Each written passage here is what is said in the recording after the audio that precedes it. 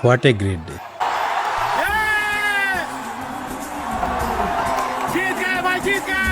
কিন্তু দিনের শুরুটা ঠিক এভাবে হয়নি।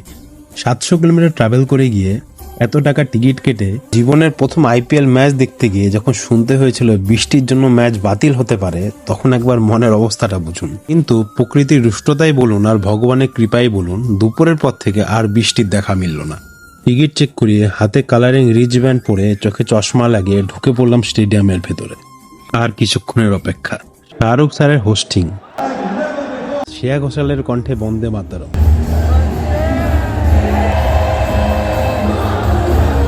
দিশা পাটানিয়ার ড্যান্স আর কারণ আউজলায়ের তবা তবা গানে দুলছিল পুরো ইডেন গার্ডেন স্টেডিয়াম। কানায় কানায় পূর্ণ স্টেডিয়ামে লাইট শো, ড্রোন শো আর কিং কোহলি আর কিং খানের একসাথে ড্যান্স। আর কি লাগে। অ্যাজ এ আরসিবি সাপোর্টার, বিরাট কোহলির 50 ও আরসিবি ডমিনেট করে ম্যাচ জেতা ঠিক শেষ পাতের মিষ্টির মুখ। আবার ম্যাচ শেষে বের হওয়ার সময় ফেমাস ইউটিউবার আবুদয় এবং গৌতমীর সাথে দেখা। This is called a perfect day.